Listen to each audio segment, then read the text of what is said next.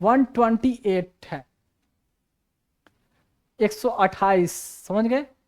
तो अभी ये दिया क्या है, देख लो। 1/3 का मतलब होता है 33%, 1/3 इंटू 100 करोगे 33%। ये है जो सामने लिखा है, कुछ ज़्यादा बड़ा नहीं है। 33% reservation to be ratified bill needs special majority and minimum half 50% of state, क्योंकि ये लेजिस्लेटिव असेंबली में भी रिजर्वेशन दिया जा रहा है ना, एंड लोकसभा में भी दिया जा रहा है, एंड दिल्ली लेजिस्लेटिव असेंबली में।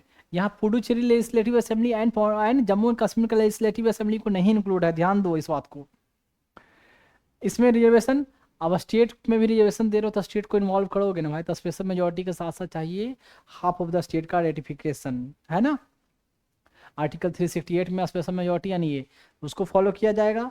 और क्या मैंडेट करता है, कोटा फॉर, हाँ, इससे वुमेन का रिजर्वेशन फिक्स कर दिया 1/3, मतलब 100 में से 33 सीटें रहेगी फीमेल का। लेकिन 33 में जो है, जैसे जिस प्रोपोर्शन में SC ST है ना, उस प्रोपोर्शन में 33 में भी 33 SC 33 ST कैंडिडेट रहेंगे। नहीं ऐसा होगा तो क्या होगा, 33 का 33 पूरा सिर्फ जनरल वाली फीमेल आ गई, क्योंकि जनरल काफी ऊपर गए हुए हैं और SC ST जो है वो ऐसे पीछे हैं, शेड्यूल कास्ट शेड्यूल ट्राइब्स। तो एक तो मेल ऐसे ही पीछे है, फीमेल का तो और कहाँ स्टेटस है। तो इसलिए कहा गया कि ये जो लाया गया कि mandate the quota for individual belonging to the scheduled caste and scheduled tribes be establish within the reserve seat designated for the women. ये कोटा होगा within the reserve seat designated for women in parliament and legislative assembly. अब बता दो, ये parliament है legislative assembly, ये देखो।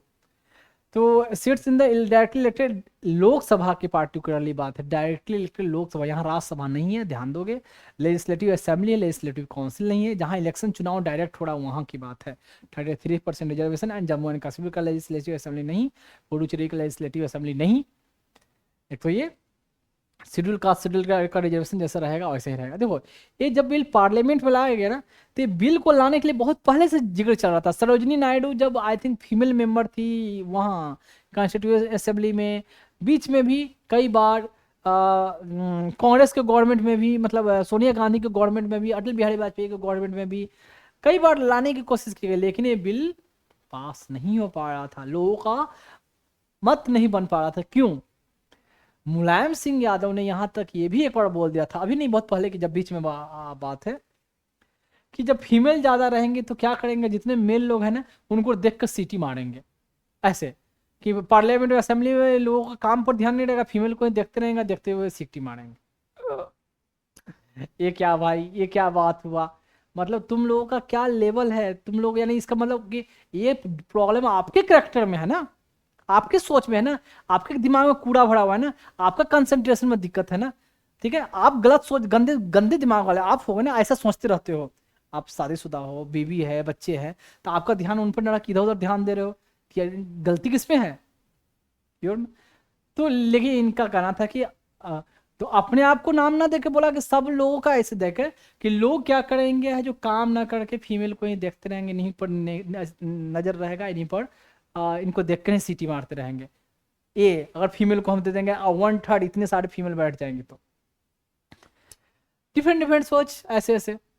मैं एक क्वेश्चन बता दूं, ये मैंने एक देखा था एक जगह कि किसी मुस्लिम रिलीजियस लीडर से क्वेश्चन पूछा गया क्या कि जितने जो देखो, कोई रिलीजियस पर्सपेक्टिव नहीं है कि मैं इसमें कोई ऐसा नहीं है, कोई पर्सनल लेने की बात नहीं, मैं ऐसे नॉर्मल क्वेश्चन बता रहा हूँ कि आई रेस्पेक्ट एवरी रिलीजन। ठीक है, मुझे जहाँ भी बैठने को बोल दो, कहीं भी मंदिर मस्जिद गुरुद्वारा कहीं भी बैठ कर आराम से मैं बैठ सकता हूँ, सिर झुकाता हूँ, मुझे कोई प्रॉब्लम नहीं है, ऊपर वाला को मानता हूँ। ठीक, सब लोग नाम अलग पुकारते हैं, पढ़ाएं वो एक ही। क्वेश्चन था कि मुस्लिम में उतने प्रॉफिट हुए, क्वेश्चन किसी ने था कि उतने प्रॉफिट हुए कि कोई भी प्रॉफिट जो है, कोई भी मतलब रिलीजियस मैसेंजर कहलाते हैं, प्रॉफिट को बोला जाता है, प्रीचर मैसेंजर, तो कोई भी फीमेल नहीं हुई, खाली मेल ही हुआ। ऐसा क्या है भाई, क्या मुस्लिम में फीमेल को फीमेल प्रॉफिट क्यों नहीं हुए, फीमेल क्या आगे बढ़े नहीं, फीमेल हमेशा पीछे रहे, या फीमेल में ये था ही नहीं कि प्रॉफिट बन सके, या अल्लाह ने ही फीमेल को वो कैलिबर दिया? तो उन्होंने स्टेटमेंट किया था कि अगर फीमेल प्रॉफिट रहती तो सारे जो पीछे बैठे हुए रहते वो सिर्फ उन्हीं पर ध्यान रखते, उनके बातों को नहीं सुनते, उनके पीछे सिर्फ उनके पीछे पीछे मतलब उनके बातों के पीछे नहीं रहते, उनके पीछे रहते, ध्यान उनके बॉडी पर रहता ना कि उनके बातों पर। ऐसा दिया क्या यार? तो मतलब इसका मतलब क्या हुआ कि हमारे जो प्रीचिंग है, हमारा टीचिंग है, उसमें क्या दिक्कत है कि लोग को हम ब्रेन को चेंज नहीं कर पा रहे हैं कि फीमेल को रिस्पेक्ट दो, या उस समय के लोग इतने पीछे थे? तो ऐसा स्टेटमेंट, यानी पुराने लोगों में चल रहा था कि फीमेल उतनी कैलिबर नहीं है। अब देखो ये तो है फीमेल उतनी कैलिबर नहीं है, फीमेल नहीं कर सकती है, फीमेल घर में रहने के लायक है, खाना बनाने के लायक है, परिवार देखने के लायक है, इसके लिए फीमेल बनी है, ऐसा जो हमेशा चला, ठीक है ऐसा था।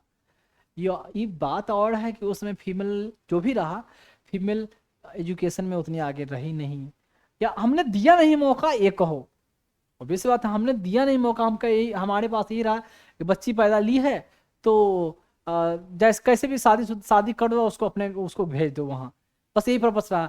इतना भर पढ़ा दो कि कम से कम लेटर वेटर लिखने भर आ जाए, लोगों के बीच बोलने चलने भर आ जाए, बच्चों को NC LKG UKG तक बच्चों को पढ़ाने लिखाए बेसिक आ जाए, इतना पढ़ा दो, 10th तक पढ़ा दो, या ऐसे जनरली रहा, और शादी करो अपने यहाँ भेज दो। हमने ज़्यादा पढ़ाए नहीं तो ज़्यादा आगे बढ़ी नहीं, तो आगे तो यहाँ तक कैसे पहुँच जाती? नहीं पहुँच पाई इसलिए। तो या पहले तो फीमेल का स्टेटस और क्या देखते हो, घर से बाहर नहीं निकलना, घर से बाहर निकल गई तो ये नीचे हो जाएगा, पढ़ाया भी नहीं जाता था बस ज़्यादा, घर पढ़ाना भी तो घर में जो टीचर आएंगे वो भी फीमेल आएंगे उतना ही देर, बस ऐसे। पहले तो फीमेल को और ज़्यादा बाहरी एक्सपोजर। अब मेरिट डिमेरिट लोग बोलेंगे कि बाहरी एक्सपोजर से फीमेल में ये हुआ, डाइवोर्स हो गए, तरह तरह की बातें फीमेल सोसाइटी में, जो हमें, मैं उसमें बोलना नहीं चाहता हूँ, लोगों का स्टेटमेंट है कि मैं इसे ना बोलूँ ज़्यादा अच्छा है, मैं अपने आप को इससे रिफ्रेन करना चाहता हूँ, क्योंकि मैं दूसरा कोई का स्टेटमेंट बोलूंगा जो दूसरा कोई जो सोचते हैं उसको आप सोचो कि ये आपका ही है, उसको कट पेस्ट करके यहाँ वहाँ जोड़ा जाएगा, लगेगा कि ये सब चीज़ मेरी फीलिंग, इसलिए मैं इसमें बिल्कुल नहीं बोलना चाहता हूँ।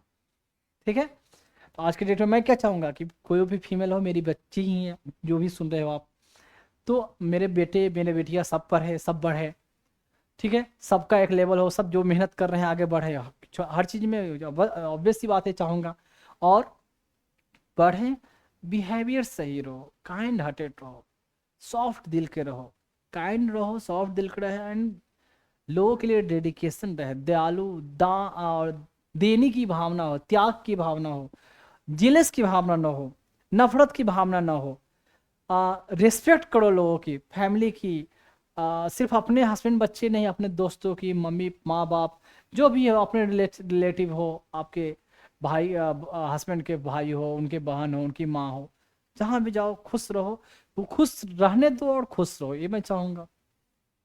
ठीक है, कोई, मैं कभी नहीं चाहूँगा कोई भी है जो दुखी रहे, चेहरे पर कोई रोता रहे, उसको देख कर मुझे कभी खुशी नहीं होती। या जो सुन रहे हो मेरे बच्चे हो वो भी, और जो ना सुन रहे हो जो ऐसे भी हो उनके लिए भी जो मेरी फीलिंग रहती है। ठीक है, तो ये हो गया। अब देखो ये बिल जब लाया गया ना पार्लियामेंट में, तो सब लोगों ने सपोर्ट किया, सिर्फ दो मेंबर जो थे, सब लोगों, मतलब जितने member present and voting and more than half of the strength of member तो थे ही, more than 2/3 of the member present and voting, more than the half of the strength of the membership of the house, and ratification the state का ratification जो हुआ। लेकिन ये ओवैसी जो थे, उनकी जो पार्टी थी, उनके 2 वोट थे MP का लोकसभा में, राज्यसभा में जितने थे सब लोगों ने सपोर्ट किया, लोकसभा में 2 लोगों ने सपोर्ट बिल के अगेंस्ट में वोटिंग दिया। क्यों? अब यहाँ हिंदू मुस्लिम का वर्डिंग नहीं लाना है, सोच लो, मैं बता दूं, ओवैसी वो बोलने से मेरा ये मतलब नहीं, मैं क्लियरली बोलूँ, ओवैसी मैं बोलना नहीं चाहता, AIMIM party, all India Muslim इल्तिमाम कुछ ऐसा कुछ है, उनका नाम, किसी का पर्सन का नाम मुझे नहीं लेना चाहिए, बाई मिस्टेक निकला, AIMIM पार्टी जो हुई, उनके 2 मेंबर ने सपोर्ट नहीं किया। उनका उनका जो लॉजिक था, जो तर्क था कि रिजर्वेशन जो दिए हैं, ठीक है, 1/3 दिए हैं वुमेन का, इसमें आप किसी वुमेन को भी, जैसे SC ST के लिए जो फिक्स रखा ना कि इसमें SC ST का भी रिजर्वेशन रहेगा, तो मुस्लिम वुमेन को भी रख देना, क्योंकि मुस्लिम का पॉपुलेशन तो उतना है ना भाई, मुस्लिम का पॉपुलेशन इंडिया में उतना है, उसका हाफ से थोड़ा कम ही कर दो, वुमेन का पॉपुलेशन होगा, तो उसमें वुमेन का भी तो रख दो ना। तो वुमेन का भी नहीं, वुमेन मुस्लिम वुमेन का तो नहीं रखे हो, साथ में OBC का उतना पॉपुलेशन, OBC वुमेन का कहाँ रखे हो, सिर्फ SC वुमेन या ST वुमेन का रखे हो। तो ये 2 पॉइंट के कारण उन्होंने वोटिंग जो किया अगेंस्ट में किया, ठीक है। और ऐसे भी देखा जाए तो मुस्लिम का ऑलरेडी रिप्रेजेंटेशन जो है, जितना पॉपुलेशन उस रेशियो में कहाँ है, एमपी या एमएलए किसी भी स्टेट में देख लो जा, नहीं है उतना। फिर भी लोग कहते हैं कि इंडिया हिंदू हिंदू राष्ट्र बन जाएगा, सारे मुस्लिम कब्जा करते जा रहे, कहाँ है? देखो आइडियली देखा जाए तो जितना जिसका पॉपुलेशन उस रेशियो में रिप्रेजेंटेशन तो होना चाहिए नहीं यार, हक बनता है सबका। तो पॉपुलेशन उतना है तो उतना तो मेल ही नहीं है। फीमेल की तो बात ही छोड़ दो, फीमेल तो एक आध तो कुत्ते होगी शायद गलती से, नहीं तो वो भी नहीं होगी। आई थिंक अभी कोई फीमेल, पहले कोई फीमेल एमपी थी यार, वेस्ट बंगाल की कोई एक्ट्रेस थी, कोई मुस्लिम नेम था उनका, ध्यान में नहीं आ रहा है, एक हीरोइन, कम ही एज की हीरोइन, तृणमूल कांग्रेस पार्टी से, तो वो थी फीमेल। और कोई मुस्लिम फीमेल, हाँ ये हो सकता है महबूबा मुफ्ती पहले थी, अब तो नहीं। तो बहुत कम ही आपको मिलेंगे जो मुस्लिम वुमेन हो और पार्लियामेंट हो, मुस्लिम मेल ही गिन चुन के आ जाते हैं हाथ पर, नाम रखोगे तो इस कारण से उन्होंने वोटिंग नहीं की। फिर था कि इंडिया की पॉपुलेशन उतनी है, मात्र कितना रिप्रेजेंटेशन था लोकसभा में, 15% ही फीमेल थे, 15%। और इंडिया में जो वुमेन का पॉपुलेशन कितना होगा, 50-50, अगर आधा आधा मेल फीमेल नहीं होंगे तो कम से कम 45 भी फीमेल मान लो, 45%, तो भी 45% फीमेल है और 15% ही मात्र उनका सीट वो आ रहे हैं लोकसभा में या राज्यसभा में। तो कैसे जस्टिफिकेशन है? हालांकि इससे पहले तो और 5% रहा करता था, धीरे धीरे बढ़ा भी, लेकिन वो भी कहा कि इतना से काम नहीं चलने वाला है। फिर यहाँ तक मैं बता दूं, साउथ के जो स्टेट जो जिसको हम बोलते हैं कि उतने फॉरवर्ड, आप हमारे बढ़े हुए स्टेट है, हमारे साउथ के स्टेट, मैं बोल रहा हूँ हमारे साउथ के स्टेट हमारे ही हैं, केरला, पौंडीचेरी, तमिलनाडु, कर्नाटका, यहाँ भी फीमेल का जो रिप्रेजेंटेशन था जो लोग असेंबली में, और चाहे इस एरिया से जो होना चाहिए लोकसभा में, वो भी बहुत बहुत बहुत कम था। तमिलनाडु में फीमेल का, Tamil Nadu and sorry Puducherry and Kerala ऐसा स्टेट है जहाँ ऑल ओवर इंडिया में देखा जाए तो सबसे ज़्यादा फीमेल का रेशियो जो है मेल के कंपेयर में, वहाँ सबसे ज़्यादा है, केरला एंड पुडुचेरी में। वहाँ भी फीमेल आपको असेंबली में बहुत कम मिलेगी। तो देखा जाए कि पहले स्टेट उतना ग्रो कर गए, फीमेल को भी उतना वहाँ एजुकेशन बढ़ गए, लेकिन असेंबली में और पार्लियामेंट में रिप्रेजेंटेशन उतना नहीं है। हमने एजुकेशन में तो करवा दिया उसे डिफरेंट डिफरेंट प्रोविजन जोड़ के, पंचायत में 1/3 रिजर्वेशन करके, लेकिन असेंबली में पार्लियामेंट में नहीं है। तो इस कारण से ऐसे देखते हुए ये बिल लाया गया, समझ गए? तो अब ये बिल मैंने बोला ना जम्मू एंड कश्मीर में और पुडुचेरी में नहीं था, तो ये दोनों स्टेट ने अपने अपने स्टेट के लिए एक अपना एक बिल लाया, एक्ट लाया, और अपने स्टेट में भी ये रिजर्वेशन को एक्सटेंड किया जो यहाँ मेंशन है। ये उसी ईयर में देखेंगे कि दोनों स्टेट ने, जम्मू एंड कश्मीर ने, पुडुचेरी की असेंबली ने, दोनों ने ये बिल लाया, union territory of Puducherry which extend the women reservation in the Jammu Kashmir and Puducherry, समझ गए? यानी ओवरऑल सारे स्टेट पर ये हो गया। लेकिन मैं बता दूं, इसमें कुछ बोलना चाहता हूँ यार, मुझे मेरा मन नहीं भरा, कुछ तो है जो नहीं भरा मन।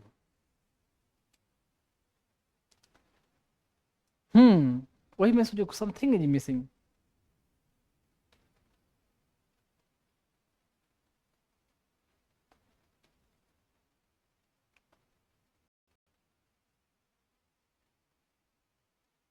हाँ यही, ये जो वुमेन रिजर्वेशन बिल आ तो गया, लेकिन कब से इम्प्लीमेंट होगा?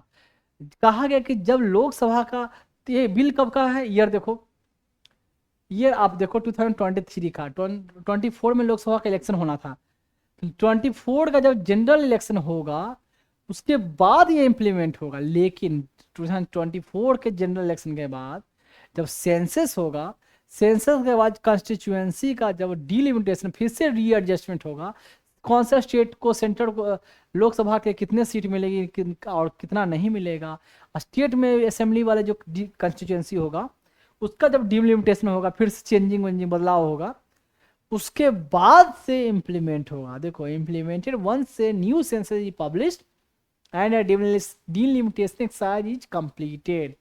यानी अभी इन्फोर्स नहीं, मतलब अभी लागू नहीं हो पाया, इम्प्लीमेंट नहीं हुआ है अभी तक। फिर है वही, the process of delimitation entails the division of constituency boundary pertaining to the Lok Sabha and state assembly, जो मैंने बोल दिया, with the aim of accurately reflecting the increase in the population. Population बढ़ा है तो फिर उस हिसाब से नंबर ज़्यादा मिलेंगे, फिर उस हिसाब से कंस्टिट्यूंसी को होगा अलॉट।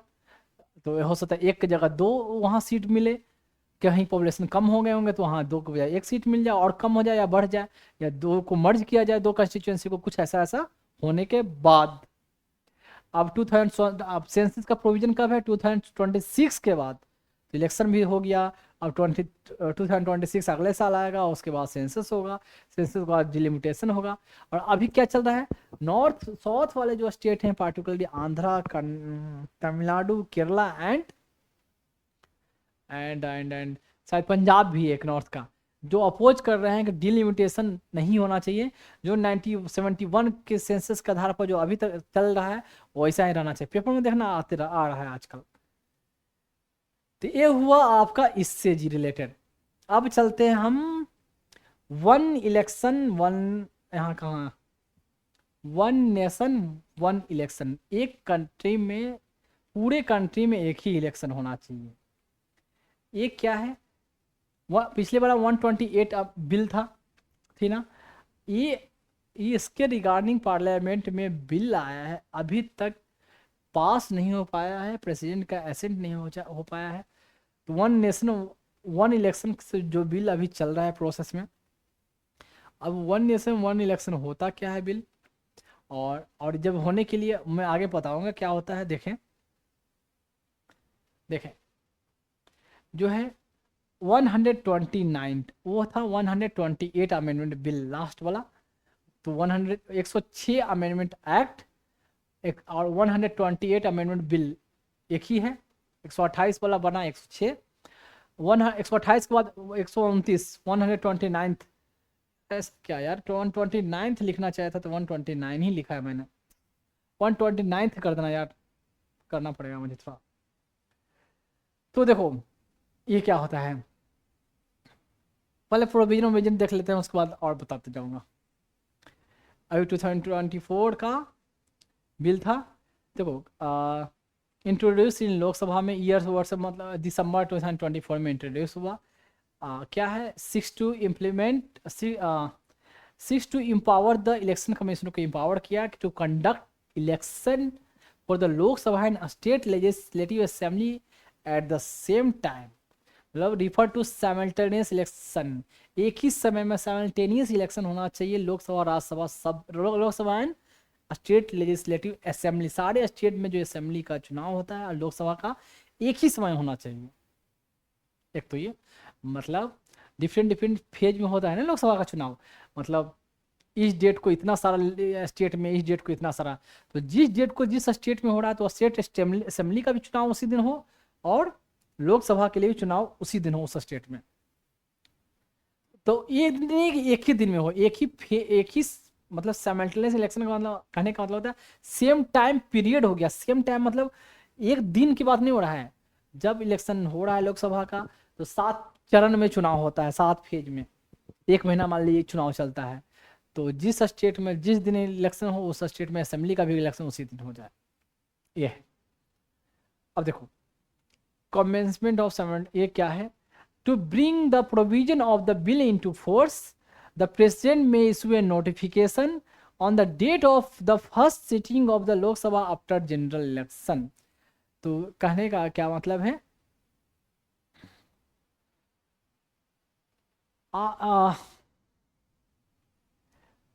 ये आया आपका दिसंबर 2024। चलो पहले आगे बढ़ते हैं, अभी तो आया नहीं। मैं देखो term of all state assembly, देखो मैं बोलूँ यार, इसको मुझे रीड भी करने का मन नहीं कर रहा यार।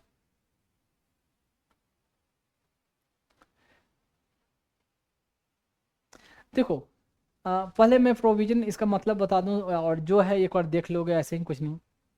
वन नेशन वन इलेक्शन का पर्पस है कि पूरे देश में लोकसभा का और असेंबली का एक ही समय में चुनाव हो। क्यों? अलग अलग चुनाव होते हैं अलग अलग टाइम पीरियड में, तो इससे क्या होता है क्या कि इलेक्शन कमीशन बहुत व्यस्त होता है, उसी इलेक्शन को बाद में कंडक्ट करवाना तो पैसे ज़्यादा खर्चे होते हैं, मैन पावर ज़्यादा खर्चा होता है, बार बार देश है जो इसी में इन्वॉल्व रहता है। ठीक है, हम अब जैसे मोदी जी, इलेक्शन हुआ लोकसभा का, सब जगह भाषण दे रहे हैं, यहाँ वहाँ गए, फिर वहाँ बिहार में इलेक्शन हुआ, वहाँ 1 महीना वहाँ चल रहा है, वहाँ 2-3 महीना बाद फिर यूपी में इलेक्शन हुआ, वहाँ भाषणबाजी में। तो आदमी सिर्फ वही नहीं, और लोग भी, सिर्फ इनका नाम लिया मतलब ऐसे, क्योंकि अभी कॉन्स्टिट्यूशनल पोस्ट पे मैंने इनका नाम लिया। तो नॉर्मल जो काम है, पीएम का काम है, वहाँ जो ऑफिस का काम है, वो छोड़ के इधर दौड़ रहे हैं, काम ऑब्स्ट्रक्ट रुक रहा है, स्लो हो रहा है। ठीक है, तो इलेक्शन कमीशन यहाँ इलेक्शन करवाना, वहाँ के इलेक्शन करवाना, खर्च भी बहुत ज़्यादा हो रही है, पैसे भी ज़्यादा लग रहे हैं, वहाँ पर आदमी भी, हम अपना ऑफिसर जो एम्प्लॉय हैं, गवर्नमेंट एम्प्लॉय होते हैं, स्टेट एम्प्लॉय, गवर्नमेंट एम्प्लॉय या सेंट्रल गवर्नमेंट एम्प्लॉय, उनको इन्वॉल्व कर रहे हैं, टाइम भी बर्बाद इतना हो रहा है। ठीक है, उस टाइम में हम कुछ और काम में इन्वॉल्व हो सकते थे, हम लगे हुए हैं इलेक्शन में, बार बार इलेक्शन करवाने में ही लगे हुए हैं, इसी कारण हम इलेक्शन आदमी भी ज़्यादा इलेक्शन कमीशन इन्वॉल्व करते हैं। ठीक है, सिक्योरिटी फोर्सेस भी उसको सुरक्षा में, यहाँ वहाँ हर जगह बेचारा वही परेशान है, कभी ये स्टेट में जाता है, कभी वो स्टेट में जाता है, उसमें इन्वॉल्व है। पॉलिसी भी बना रहे हैं सरकार, तो कभी वही सब आदमी तो इलेक्शन में इन्वॉल्व है, तो कभी पॉलिसी हमारा टाइम पर बन नहीं पा रहा है, डिले हो रहा है। पार्लियामेंट में जो डिस्कशन होना चाहिए, तो वहाँ बिल सेशन होता है, इलेक्शन का टाइम है तो लोग इलेक्शन में चले हुए हैं, वहाँ ज़्यादा डिस्कशन, ज़्यादा जांच पड़ताल, बिल का स्क्रूटिनाइज करना नहीं होता। लास्ट में क्या होता है, गिलोटीन क्लोजर कहते हैं, कि ज़्यादा कुछ बहस वहस नहीं होता, एक साथ बहस बंद करके एक बार में वोटिंग कर लो। धीरे धीरे पार्टिकुलर प्रोविजन पर वोटिंग होना चाहिए था, तो टाइम ही नहीं है, लोग मेंबर ही नहीं है, एक सब इधर उधर बिजी है, तो कहाँ हम प्रोडक्टिविटी हमारी घट रही है, इससे हमारे कंट्री को लॉस है। इसलिए क्या है कि एक ही बार में स्टेट का भी चुनाव हो जाए, एक ही बार में लोकसभा का, ये था। अब देखो ऐसा होने से क्या है कि अगर अभी, जैसे कि अभी 24 में मान लिया जाए कि इलेक्शन है लोकसभा का, तो अब इसी समय असेंबली का अगर चुनाव कराना, तो जितने स्टेट में सारे असेंबली हैं, सबको तो खत्म करना पड़ेगा, भंग करना पड़ेगा ना। किसी को पता चला 4 साल का टेन्योर बचा हुआ है, किसी को 3 साल का टेन्योर अभी बचा हुआ है, किसी को 1 साल का बचा हुआ है, और किसी को दम पूरे 4.5 साल का बचा हुआ है। तो अगर एक समय में इलेक्शन करने के लिए यही होगा ना कि सबको डिजॉल्व करो, भंग करो, और सबके लिए फ्रेश चुनाव करो, वो जो बेचारे उतना पैसा खर्च करके वो लोग चुनाव जीतते हैं, उनका क्या होगा? वो तो ये कहेंगे ना हमारे स्टेट में, उनका क्या होगा? ठीक है, और कितने लोग उसमें इन्वॉल्व रहे हैं, तो फिर पूरा बर्बाद। अभी कहो कि एक बार का कष्ट है, बाद में तो आराम रहेगा ना, ये कह सकते हो। जैसे ये डिमोनेटाइजेशन में लोग क्या कहते थे, यार एक बार का डिमोनेटाइजेशन हुआ है, कष्ट है, लेकिन देश सुधर जाएगा, देश उस लेवल पर पहुंच जाएगा, सारा काला धन है जो जमा आ जाएगा, सरकार है जो सब काला धन वाले को जो पैसा जमा कर रखी है ना, उसकी हालत खराब हो जाएगी, वो बर्बाद हो जाएंगे। ऐसा कुछ हुआ नहीं हुआ। जो लाइन लगे हुए नोट पैसा निकालने के लिए, कष्ट आ रहे, क्योंकि हम मोदी जी के साथ है, देश के साथ हैं हम, जब बिल्कुल ऐसा जोश चल रहा था। डिमोनेटाइजेशन ज़्यादा है, फेलियर रहा। मैं बता दूं, मैं बताऊंगा इकोनॉमिक्स में, सब बताऊंगा, लेकिन फेलियर का रीजन सिर्फ गवर्नमेंट क्या रहेगा, अल्टीमेटली कुछ भी फेलियर है तो हम खुद रिस्पॉन्सिबल है, we our self are responsible for this thing. हम पब्लिक, हम ऑफिसर, हमने करप्शन कर दी, हमने पैसे लेने में, बैंक में है जो फर्जी फर्जी पैसे जमा करके और नया नोट देना शुरू कर दिया किसी किसी और के नाम पर, तो सारे पैसे है जो 98-99% करेंसी वापस आ गए, जो इतने ब्लैक मनी थे वो भी, मतलब सबके जरिए हमारे पास, हमने डॉक्यूमेंटेशन सही से नहीं किया, हमने बैंक के हमारे एम्प्लॉय ने खुद पैसा खाकर खुद कमीशन लेकर कहा कि चलो वो नोट को हम लीगलाइज कर देंगे, हम सो ही नहीं करेंगे कि एक आदमी ने इतना इतना पैसा जो जमा किया है। करप्शन तो हम खुद ने किया है, तो ऊपर कितना भी कोई लॉ लाते रहे, कोई रूल लाते रहे, नियम लाते रहे, नीचे सब खराब हो तो नहीं हो सकता। तो अभी तो शुरू में जो पॉलिटिकली मोटिवेटेड ब्रेन का हो गया, तो सोचे होगा आज तो बीजेपी का बुराई कर रहे हैं, बहुत अच्छा बात है, अब बाद में अब जब मैंने ऐसे बोला तो यार फिर तो हम ही लोग को लपेट लिया, ऐसा सोचोगे। जो फैक्ट है मैं वो बोल रहा हूँ, हमें अब हम किसी से सिकवा गिला किसी से क्या करे, पहले खुद सुधरना है ना, दूसरों को के खाली ऊपर कीचड़ उछालने से क्या, पहले खुद सुधरो, देन आप दूसरे के बारे में बोलो। यहाँ दूसरा कौन है, सब मेरे ही हैं, सब हमारे ही हैं ना, कौन दूसरा, कोई दूसरी जगह से आया है क्या, कोई दूसरे, कोई क्या मार्स से या वीनस से या कोई सैटर्न से नेपच्यून से कोई आया है क्या, या प्लूटो से? सब तो अपने अर्थ के अपने ही लोग हैं यार, अपने इंडिया के ही लोग हैं, अपने ही भाई बहन हैं। तो ये है एक समय में इलेक्शन कराने के लिए, एक तो ये डिमेरिट। दूसरा बात, जब सेंटर के पास ज़्यादा पैसे हैं, स्टेट छोटे छोटे पार्टी के पास कम पैसे हैं, जब एक समय में इलेक्शन होगा तो सरकार इतना पैसा सारे स्टेट में खर्चा कर देगी, इतना, जैसे लोकसभा में तो करती ही है, तो रीजनल पार्टी वाला जो खर्च करते हैं या प्रचार करते हैं उनका बहुत फीके पड़ जाएगा, तो उनको जो थोड़ा बहुत सीट मिलने के चांस है वो मिलने का चांस कम जाएगा। सेंट्रल लेवल पर जब होगा तो उस समय मेनली सेंट्रल इशू डिस्कस होते रहेगा, उस इशू पर सेंट्रल क्या बोलते हैं, नेशनल पार्टी वोट मांगेगी। तो लोग, हो सकता है कि जब हवा चल रही है तो जब सब वोट दे रहे हैं लोकसभा के लिए तो एक पार्टी को देना है तो स्टेट वाला में उसी पार्टी को देंगे।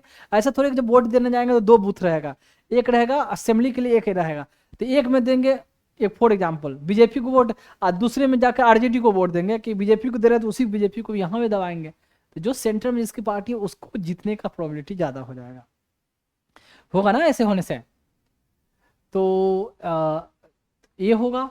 फिर रीजनल लेवल पर जब इलेक्शन होता है स्टेट पर, तो मैटर को लोग उठाते हैं, कौन सा मैटर को ज़्यादातर, यहाँ स्टेट के लेवल के मैटर को, जो रीजनल पार्टी है, हमारे स्टेट को ये पैसा नहीं मिला, स्पेशल स्टेटस नहीं मिला, हमारे स्टेट को बाढ़ में है जो आया था तो उतना फंड नहीं मिला, दूसरे स्टेट को इतना फंड मिला, हमारे स्टेट में रोड सेंट्रल है जो कोई हाईवे पास नहीं कर रही है, हमारे स्टेट में सेंटर जो है कोई बड़ी बड़ी प्रोजेक्ट कंपनियों को नहीं आने दे रही है, हमारे टैक्स को जीएसटी कलेक्शन, जीएसटी से ज़्यादा फायदा नहीं मिल रहा है, ऐसा रीजनल इशू। हमारे स्टेट के लोगों का गवर्नमेंट जॉब में ज़्यादा रिप्रेजेंटेशन नहीं है, हमारे स्टेट के लोगों को रिजर्वेशन चाहिए, ओबीसी स्टेट में नाम चाहिए सेंट्रल लिस्ट में, ऐसा बहुत सारा ऐसा बातें। लेकिन जब वो सब बातें का इंपॉर्टेंस ज़्यादा होता है, लेकिन जब ऐसे इलेक्शन होगा तो वो सब बातें दब जाएगी। मेन इशू सेंट्रल लेवल पर, जैसे कैसे होता है कि नाम लूंगा तो बार बार बोलोगे उस पार्टी का बुराई कर रहे हैं, नहीं बोलूंगा कि वो देश के बारे में सोच रही है, देश के नाम पर जो नेशनल पार्टी रहेगी वो मैटर को ज़्यादा उठाया जाएगा, क्योंकि वो हर ये और बातें को उठा सकती है, रीजनल इशू को भी उठा सकती है, लेकिन मेन मोटो रीजनल इशू पर ध्यान कम हो जाएगा। लेकिन देखो होने की है, इंडिविजुअल पर डिपेंड करता है, इंडिविजुअल पार्टी पर, इंडिविजुअल कैंडिडेट पर, उठाने के लिए क्यों नहीं उठाए, दोनों मैटर उठाए, ऐसा ऐसा ओपिनियन रखा गया है। ये बिल लाने का है कि एक ही समय में इलेक्शन हो, दोनों जगह ये हो, मैन पावर इतना पैसा इतने बर्बाद हो रहा वो नहीं होगा। ये सिर्फ असेंबली और लोकसभा के इलेक्शन की बातें हैं। इसमें पंचायत के इलेक्शन के लिए कोई प्रोविजन नहीं इस बिल में है कि पंचायत का भी इलेक्शन लगे हाथ होना चाहिए। लोकसभा, राष्ट्र और लेजिस्लेटिव असेंबली एंड पंचायत का भी इलेक्शन जो डायरेक्ट इलेक्शन हो रहा है, तो उसका पंचायत वाला प्रोविजन इस बिल में नहीं है। ठीक, 129th अमेंडमेंट बिल है, अगर एक्ट बन जाएगा तो 107 अमेंडमेंट एक्ट हो जाएगा। जो मैंने बोला ये सब वो सब बातें लिखा हुआ है, एक बार देख लो, रीड कर लो। हाँ, एक चीज़ और, फिर ये डिमेरिट कहा गया है क्या कि सपोज लोकसभा पहले डिजॉल्व हो गया, मान ले डिजॉल्व करते हैं ना, कोई कई बार होता है कि इंदिरा गांधी ने लोकसभा को टेन्योर से पहले डिजॉल्व कर दिया, ये अटल बिहारी वाजपेयी ने टर्म होने से पहले डिजॉल्व कर दिया, 1 महीना 2 महीना पहले, लगता है कि अभी समय अच्छा है, अभी हम जीत सकते हैं तो पहले भंग कर दो, फिर से री-इलेक्शन करवा दो। अगर पहले डिजॉल्व कर दिया या पार्टी का सपोर्ट वोट खत्म हो गया, ये हो गया एक पल के लिए, मान लो डिजॉल्व कर दिया पहले, या कोई पार्टी छोड़ के इसमें मिल गया, कोई पार्टी का एमपी ने रिजिग्नेशन दे दिया, ठीक है, डिफेक्ट कर लिया, इस पार्टी से उस पार्टी में चले गए, ऐसा ऐसा कोई रीजन, सपोर्ट नहीं है मेजोरिटी का सपोर्ट, या जो सपोर्ट कर रहे थे वो भी छोड़ दिए, लोकसभा डिजॉल्व हो जाएगी। तो लोकसभा डिजॉल्व होगी तो री इलेक्शन, तो यहाँ भी री इलेक्शन हो और जितना स्टेट में वहाँ भी फिर से री इलेक्शन हो, ये तो यही हो जाएगा ना।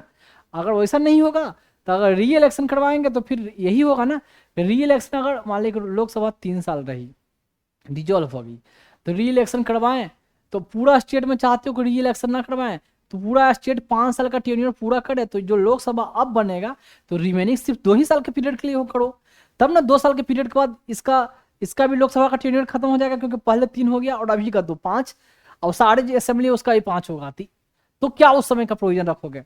लोकसभा डिजॉल्व हो जाए तो रिमेनिंग पीरियड के लिए ही रहेगा, या लोकसभा डिजॉल्व हो गया तो पूरे लोकसभा में भी री इलेक्शन हो और पूरे स्टेट असेंबली में भी री इलेक्शन हो? बताओ इसका क्या प्रोविजन होगा? तो ये सब के मैटर में डिबेट आर्गूमेंट ये सब है चल रहा है इसमें। फिर कोई स्टेट में इलेक्शन हुआ, ठीक है, सब में लोकसभा में कोई स्टेट में प्रेसिडेंट रूल लग गया, प्रेसिडेंट रूल लग गया, वहाँ असेंबली डिजॉल्व हो गई, तो वहाँ फिर से री इलेक्शन कब होगा? इंतजार करेगा कि अगला बार पार्लियामेंट का इलेक्शन होगा तब, या बीच में उसका इलेक्शन करवा दोगे? समझ गए?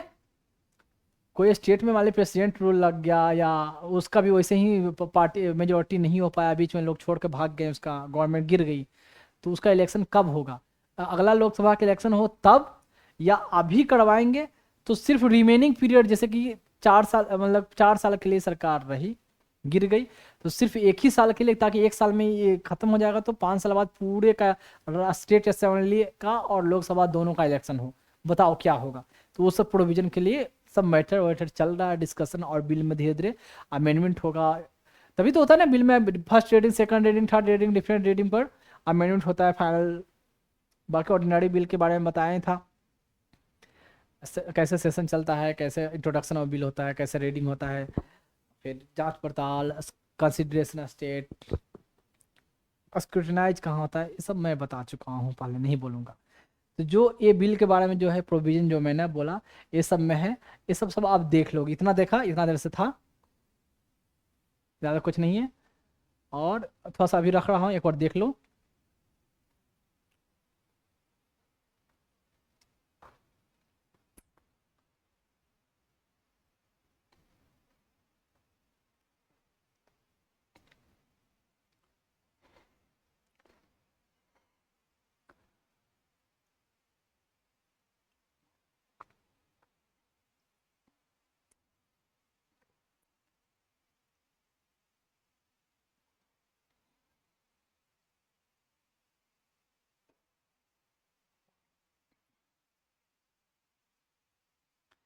अब है आगे प्री मैच्योर, ये थोड़ा ये देख लो, जो बोला है मैंने वो सभी।